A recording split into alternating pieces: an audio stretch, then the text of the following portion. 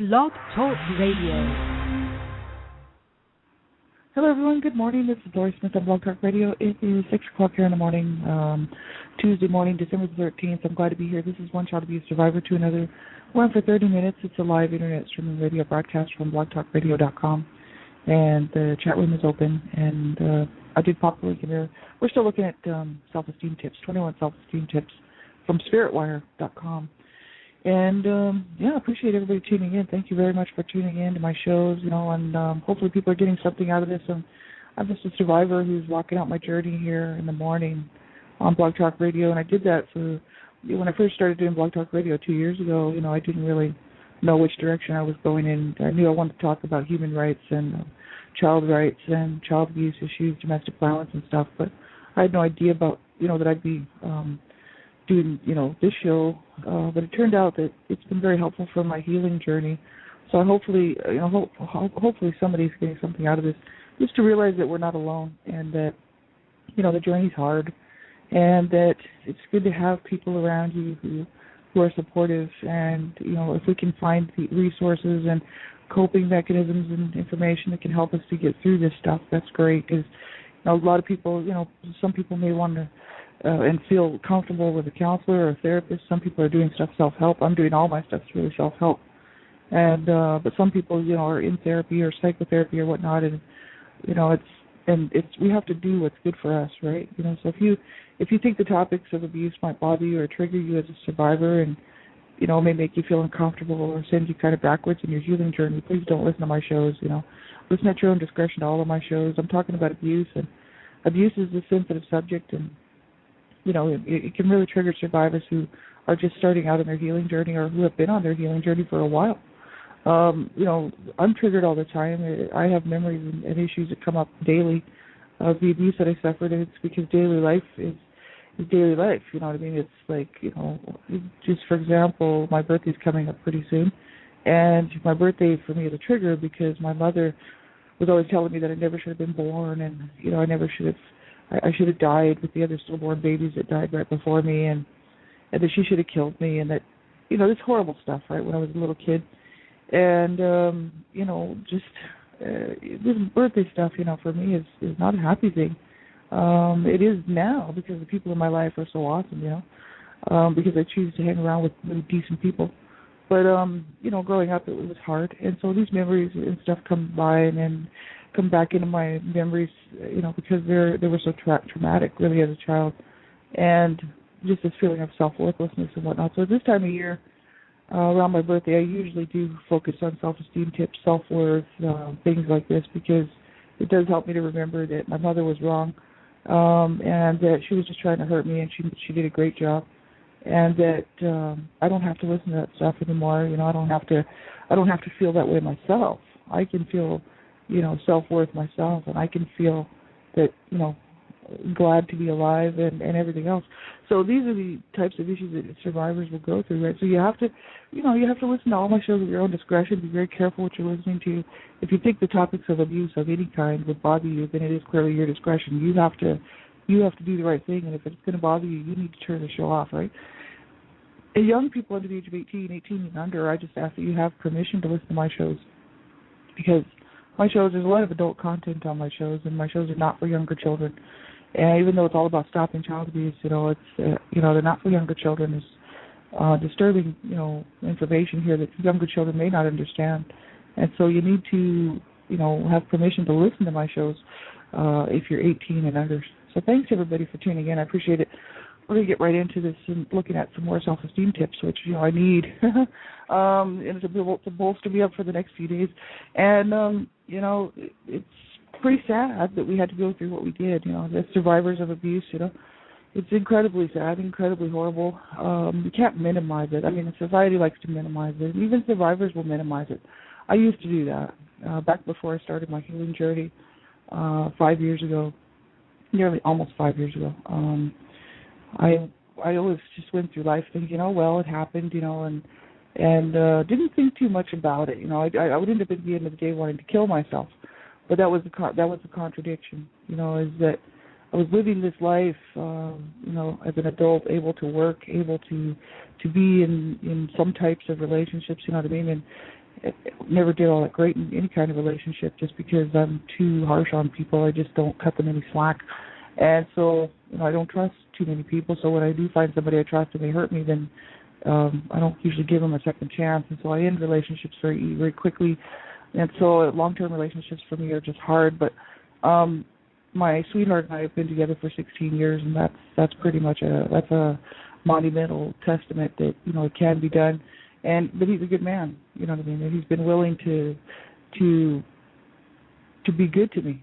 So there you go, you know what I mean. It's like we have to have good people in our lives.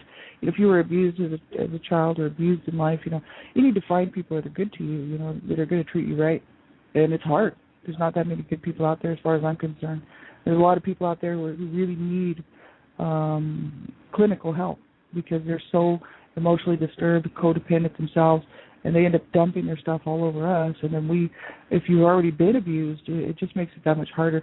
I just choose to hang around with healthy people people who are mentally well, because I can't deal with any more abuse. I'm just so tired of it, so sick and tired of it. I don't put my garbage on other people. So as far as abusing other people goes, so I don't want somebody doing that to me. So I'm very picky, very particular about who I let into my really close circle.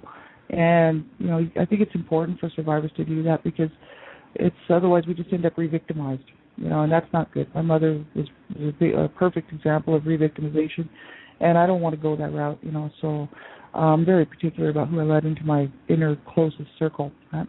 And good people who are going to treat me right, So therefore my circle is very small because I find that most people eventually end up, doing horrible things and then they don't apologize, and that's most people. And they don't care. For the most part, they really don't care about their own behaviors. They're mostly concerned about what you're going to do, what you can do for them. But when they make a mistake, they don't apologize. So people like that are out of my life because I already had two abusers trash my life and not apologize for it. So, that's my mother and my brother mainly. My dad is one of my abusers too, and he's just mentally ill, and I don't really have anything to do with him. But it's pretty hard, these situations of growing up abused and then having to go on through life as an adult, trying to make sense of our own stuff, trying to have good, healthy, mentally well people around us who are not going to hurt us and not put their garbage on us and not continue to abuse us. It's very difficult, but it can be done. But you got to set boundaries. You got to know what you will accept in your life, what you won't accept in your life, and stick to those boundaries, right? So we'll take a look at self-esteem tips. This stuff is really good. This is just from a website called www.spiritwire.com and self-esteemtips.html and spiritwire.com. If you go there, they have books for sale and stuff like that. But on their website, they have 21 self-esteem tips to help build self-esteem and self-worth. And so we were kind of going through these a little bit here and there, day by day. And some of them, the ones that we looked at already were be good to ourselves, be true to ourselves, set an intention to treat ourselves well, to have a good day, these types of things, remind ourselves to enjoy life, be true to ourselves, change our mental diet, by reading uplifting books, listening to uplifting music, stuff that makes us feel good, right? Being aware of what our mind and our voice and our head's telling us. If you have a voice that puts you down all the time, internal voices in our head, that from past abusers that might replay over and over again. I know I have that problem. I hear that stuff all the time. It used to bother me a lot because I'd listen to it, but now I don't listen to it. I'm like, that's so false. I don't have to pay any attention to that. That's just memories and stuff like that. And so we need to be aware of what we're telling ourselves. Maybe I'm telling myself, oh, I'm not worthy, I can't do it, or I'll never amount to anything, or I'm not good enough, or these types of things that sometimes, survivors of abuse will tell themselves because we feel lesser than, and sometimes people, who weren't abused suffer from self-esteem issues just because of things that have happened in their life, and it's so sad because you can live a life lesser than. We do end up, living a life lesser than because we keep ourselves back. We hold ourselves back from doing things or, being out there doing what we want to do because we feel like we can't do it, or we put the brakes on ourselves. We put the little wall up and say, oh, no, I can't do that. where, so many times it's not somebody else doing that, it's us doing that. And that's a lot of my self-sabotaging stuff that I do myself, self-sabotaging. Those are self-sabotaging behaviors, and I've recognized a lot of them. I'm sure I still do things that I don't recognize yet, that hopefully I will recognize at some point and get a hold of and figure out how to change that for myself, because, it's sad enough to be abused as a child and abused in your life and then end up doing these things to ourselves, holding ourselves back. That's really sad, but people do it. I know, because I'm a perfect example of somebody who does do things like that. And, it's hard. It's very, very hard to change that. But we can do it, and that's why I do these things like looking at self-esteem tips, because it gives me like a format to look at, to say, oh, yeah, I guess look what I do. I don't need to do that. I can believe in myself, and I can count, I can count the things that I've done well. Certainly there's things that I've made mistakes on and done badly, but I can learn from that, and these types of things. So that's why I'm always kind of looking at this stuff for self-development, right? We can eat better, they said, upgrade your physical diet. Number 5, eat better, take better care of our body, right? That's something that's hard for me to do because my body was not taken care of as a child, and then my body, I didn't take care of myself as a teenager, and my body I was abused physically and sexually, and so my body, I didn't care about my body, and I hated my body. I didn't feel comfortable in it, never felt comfortable in my own skin, and I have, very perverse memories of the sexual abuse that happened to me as a child, and those, my body to me is just something that's dirty, that's ugly, that's maimed. It's pretty sad, but that's the truth of it. I see my own self that way, and because I was abused horrifically, and so it's hard for me to see myself as this innocent, normal child, and then growing up into this, sort of mature adult, right? So I'm trying to change that inner picture on the inside, right? It's taking some time because I only have so much time to work on this stuff during the day, and at night, I only have so many hours during the day to do this stuff because I'm very busy. So it takes time, and plus I think it just takes me time because I can only do so much work per day before it just becomes too much, and then I have to just do a certain portion of this amount of work, and then I just cut it off for the day and do other things that are just normal, just everyday life stuff, cooking dinner, doing dishes, vacuuming, taking care of my pets, hanging out with my sweetheart. I also study all kinds of stuff, and so I'm in courses and stuff. So, I can only do this looking back stuff and trying to correct some of this stuff for certain periods during the day, and then I have to cut it off because it's probably better that way for me, because then I don't spend too much time in that negative space looking back at the horrors of what I suffered as a child, because it's there all the time. But if I'm busy doing life, then at least I feel like, I'm accomplishing something and living, because I do want to live, while I'm here, right? It's important. I didn't used to, I used to spend my day high, and as a teenager, as a young teen, preteen, doing drugs and just being high. I didn't want to live. I just wanted to be high, and then I just wanted to die, and that's a horrible thing to come out from. When I hit 21, I decided that I did want to live because my brother killed himself when he sexually abused me, and that I knew I was going to head that road, and I'd always been contemplating suicide since, I'd say late teens or whatever. From the age of 10, I was just telling my parents to go ahead and kill me. Wasn't really thinking about suicide at that point. I was hoping that my parents would kill me, that one more blow would do it. I talked a lot about that talking about the physical abuse that I suffered from my mother mainly. That one more blow to my head, she would just take me out, right? I used to tell her, just go ahead and kill me, I don't care. And that's horrible. It's horrible for a child to feel that way, because once you know the feeling of that, once you know the reality of that, it doesn't go away, So then in life, my attitude was, I don't care, what are you going to do to me? What are you going to do, to anybody, So I would get myself into some seriously scary situations because I didn't take care of myself, and I didn't care what situations I was in. And until I was about 21, I was involved with a lot of heavy-duty drug use and ended up, with guns to my head and being kind of, held hostage for money because of a drug deal gone bad, stuff like this. And, at that point, I was, people thought I was pretty tough, but what I was, it's not that I was tough. I just didn't care, because I was like, what are you going to do to me? You're going to kill me? It doesn't matter to me. What are you going to do, rape me? I've already been raped. What are you going to do to me? There's nothing you can do to me it's going to hurt me because I've already been hurt. And so that's the issue. It's pretty sad to come to be that far down, in life, and then have to try to come back from that. But at the age of 21, I decided that I did want to live, and I wanted to live this normal life that other people were living, that I could see other people around me that were, some people in my extended family had these normal lives, And I thought, wow, I want to do that. I want to be a woman and experience, what a woman would experience. I want to be, at the age of 21, I started to realize that I didn't want to die and that I wanted to try to live.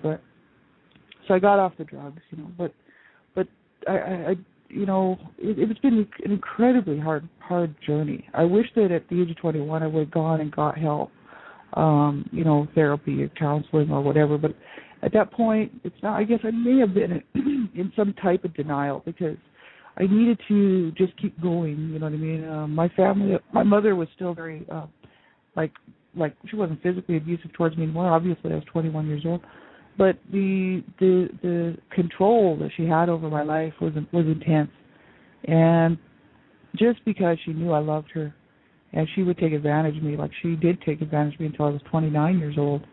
And then, so, I donated basically 8 years of my life to do what I thought was the right thing to do, which was to keep her alive, right? Because my dad was still trying to rape her, as often as he could. He was a very sick man. And so I would keep him away from her, right? So I would stay up pretty much all night long waiting to hear him try to go and to rape my mother, And my mother was like so sick and so physically ill and mentally ill that, she was just at her wit's end, and I was the last one at home. So basically, I thought I was doing a great thing by trying to keep her alive. I really thought that I thought that would change the relationship between me and her, and that she would love me, and that she would be sorry for the way she treated me as a child, and sorry for beating me like a dog, and this kind of stuff, you know what I mean? Burning me, you know what I mean? This kind of stuff, because she used to burn me with cigarettes as well as burn me on the oven and different things like that, and just beating me horrifically. And not caring, you know what I mean? And not caring that my brother had raped me. And I was hoping what I would get from her in the end was this love that I missed out on as a child, and that she would make it okay, that my mother would make it all right. And so I thought that by me sticking around, keeping her alive, that would do the trick, and that I could kind of, gain her love, right? But it never happened. And at 29 years old, when she was pretty well on her deathbed there, she told me that she never loved any of us, didn't want any of us, and that she didn't care, and we didn't mean anything to her. And then I told her, I said, you got to be kidding me. I talked about this a lot on my shows, but this is the turning point in my life where I realized just how much of control and abuse that she had put me through, and how much control she still had on my life. And I was like, oh my God, like you could have let us go. When my parents were brought up on charges, my parents were both brought up on abuse charges, child abuse charges, and they had to go to court. We almost lost us to the courts, and the court, let us stay because my mother begged and pleaded the judge, please don't take my children, I love my children, right? And then, after that's when she severely abused me, right? She didn't love us. She just didn't want to look like the bad mother, because her mother was an abuser who killed one of her sons, one of my uncles. So, this whole thing, it's like I looked at the whole thing, and it replayed back in my mind, and I was like, I have been, oh my God, I've been just played and played and played my whole life, by these people in my life who were supposed to be, my parents, my siblings, who were supposed to love me and take care of me, played me. They played my ass, you know what I mean? And this stuff is what eats me up inside. This stuff is what destroyed me in the first place, you know what I mean? And this is the stuff that still continues to eat me every day, eat my soul, my spirit, because there's no justification. There's no way I can go back and make that okay. You know what I mean? It was not okay. It was never going to be okay.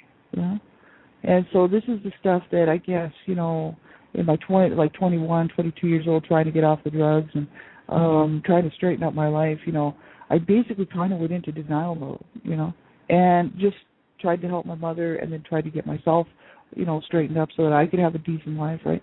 At the age of 29, she drops the bomb again, I moved 2,000 miles away, 2,500 miles away actually, to Canada, and decided to get my own life. And at that point when I really had an emotional breakdown.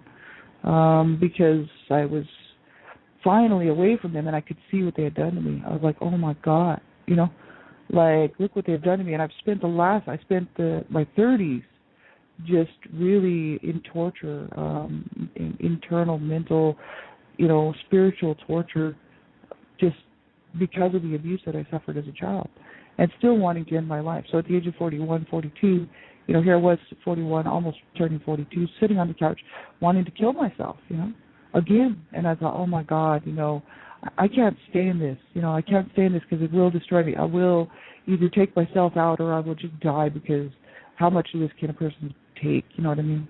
Like, oh my God, like how horrific is that? People like to minimize this stuff, and people like to, because sometimes it's easier that way if we say, oh well, it didn't really hurt me, and it didn't really matter, this kind of stuff. That's what I told myself for years. Hey, I can roll with the punches, whatever, bring it on.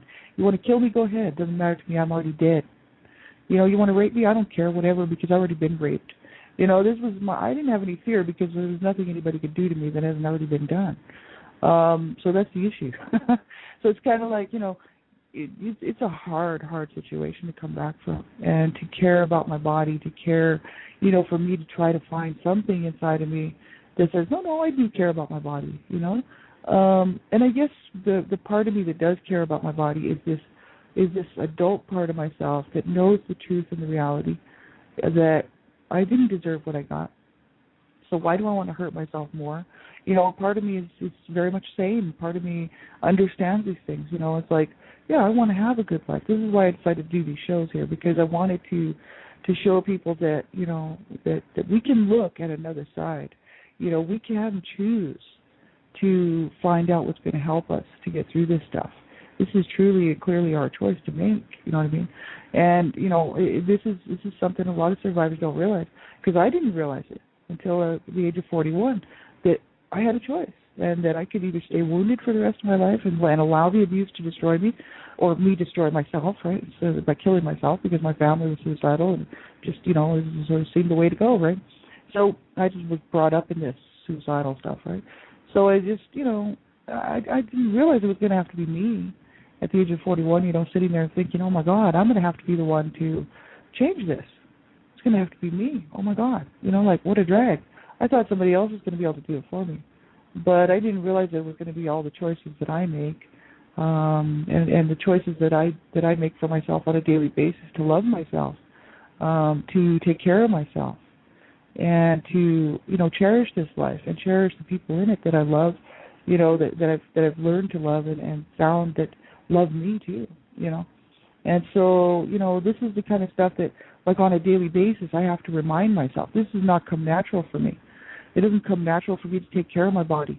It doesn't come natural for me to not compare myself to others. But I'm doing it as a personal choice every day, because it is helping. You know what I mean? Like, I recognize the amount of progress that I've made in the last 4.5, almost 5 years is awesome. Because I'm not in that dark place that I was in. And I can tell, obviously. I mean, I'm not out of it yet.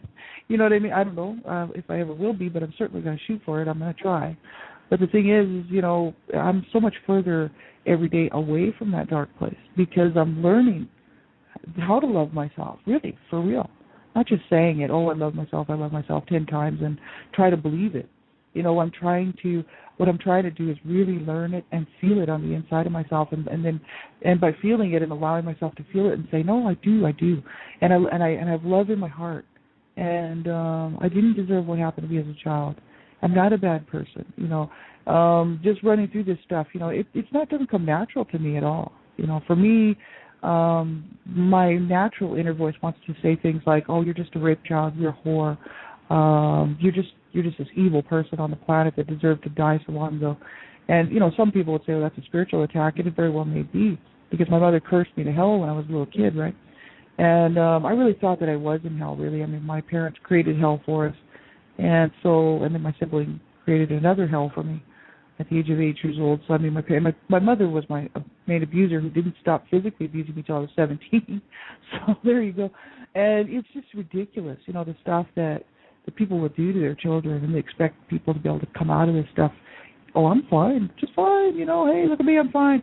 It's like, no, I'm not fine because I'm screwed, you know what I mean? I have a lifetime of hellish memories that are part of me. It's not just memories like reading a book and remembering the book. These are stuff that made up my very makeup. This is stuff that made up the very person that I am sitting here today, who really feels like I belong on the street. You know what I mean? Like, I don't feel comfortable in my skin. I don't feel comfortable in my apartment. I don't feel comfortable anywhere, So for me to go and keep a job is extremely hard. For me to keep a relationship of any type is extremely hard. Because when I was a teenager and into my early 20s, I was just not, or at least 20, before I started working to try to change my life. I was considering, just dying in the gutter from a drug overdose. Part of me still wants to do that. Like, part of me would still like to destroy my life. There is a big part of me that says, oh, yeah, but we could totally just be back on the road to where we were before, because that's my comfort zone, right? People, how many years later, 25 years later, 26 years later, that's still my comfort zone, to be the one who is just going to die in the gutter from a drug overdose or be killed in some sort of drug deal gone bad, even though I stopped doing drugs at the age of 21. That's where my mind is, stuck back there in that self-destructive stuff, right? And so it's incredibly hard for me to think about drinking a glass of juice during the day because it might be good for my body. Or, maybe I should take a vitamin. Maybe I should get some sleep, this type of stuff, right? It's hard for me to look after myself, because I'm a product of horrific torture and abuse. But I'm not it just didn't happen one time and that was it. And it just didn't happen like 1 year and that was it. This happened my whole entire life, was my whole childhood and my whole life memories before I got my own life at the age of 29 is all based on garbage and abuse, right? And so, I'm pretty realistic. I'm living in reality. Like, I can't really change that. That's reality. But what I can do, and what I have been doing for the last almost 5 years, 4.5, 5 years, is working on changing how I feel about myself. And it's been a real struggle, And so that's why I think it's really important for people, like for myself, to do these self-esteem tips and to really go through them like more than once, not just read them one time and that's it, but to try to incorporate them into my day. And that's what I do. I'm very much, I am pretty good at certain things, and studying is one of them. And allowing myself to learn things is another thing that I've been really blessed with. But the thing is because I like to learn, So I'm trying to learn how to change, my own feelings about myself, right? And it's hard because somebody else could sit there and tell me, oh, no, but you're a beautiful person. And people do compliment me, and that's very nice. I get lots of compliments during the day. If I'm out working, people generally do say something nice to me, which is great. I appreciate it very much because I'm not used to that. But the thing is myself, what really matters is how I feel about myself. It doesn't really matter how the external world feels about me. You know what I mean? Like, it's about how I feel about myself. Because somebody else could say, oh, you're doing a great job. Look at you. You're a wonderful person and blah, blah, blah. That's lovely. Thank God, for those people I have had some amazing people in my life who have helped a whole lot.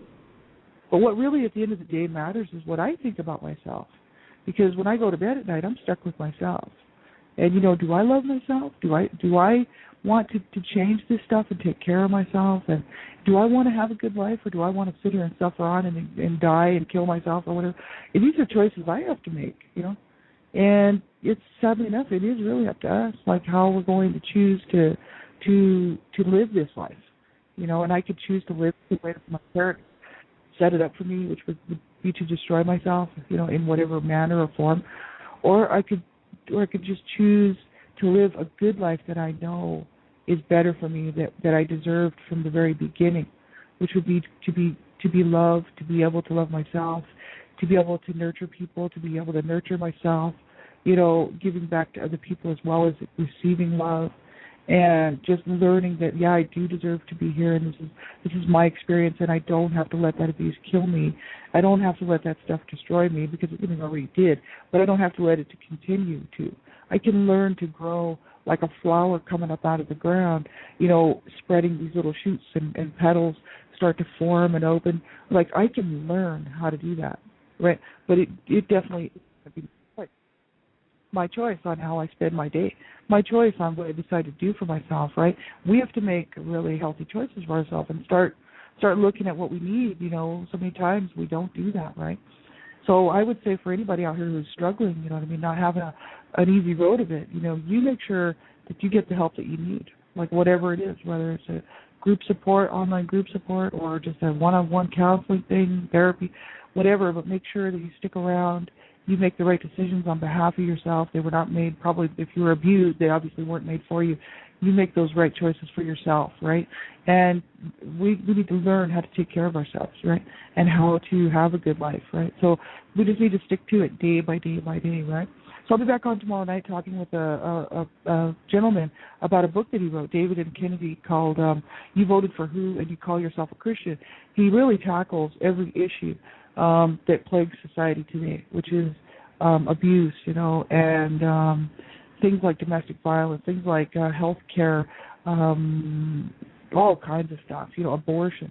Like, really, this guy's book is pretty interesting, how he takes a look at what people choose to believe about morality, and is it really moral? You know what I mean?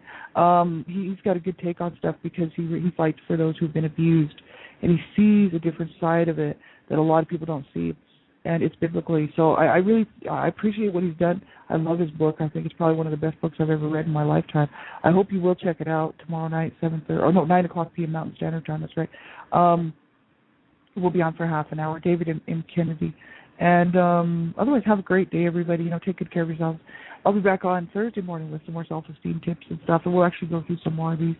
And take good care of yourself. If you can't reach somebody, people aren't around, and nobody's around because they're working or whatever, you call a crisis line. You call a crisis line. You do the right thing by yourself, and you call a crisis line. You make sure that you do not allow yourself to be destroyed by this.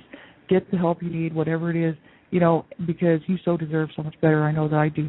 So, but I have to make sure I do it, right? It's only going to be up to me to make those good decisions for myself. So please do that. Take care of yourself, everybody. We'll talk to you real soon. Bye-bye.